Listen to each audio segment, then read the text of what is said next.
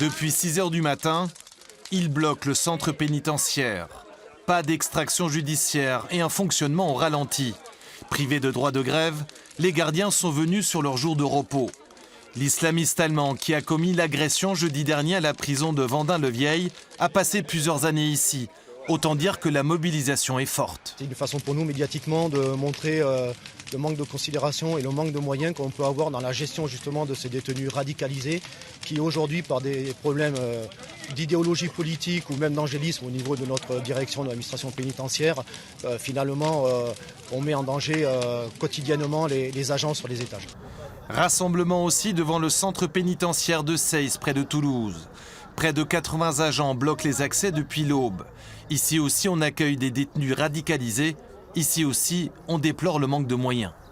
Les détenus radicalisés se doivent d'être affectés dans des structures où le niveau de sécurité soit beaucoup plus élevé, des moyens techniques beaucoup plus présents, une formation des personnels beaucoup plus intensive et surtout des ressources humaines vraiment en conséquence, ce qui n'est pas le cas à l'heure actuelle. Le malaise est palpable chez les surveillants. Tous constatent une dégradation de leurs conditions de travail. Il y a des agents qui, pour certains, viennent travailler la boule au ventre, oui, forcément, parce que chaque personne est différente et une personne qui va prendre une insulte va peut-être être beaucoup plus blessée qu'une personne qui va prendre une baffe. Mais je veux dire, c'est pas normal qu'en tant que représentant de l'État, puisqu'on est représentant de l'État, on vienne travailler dans un endroit qui représente l'État, la force et la sécurité, normalement, et qu'on ne soit pas à l'aise de venir travailler.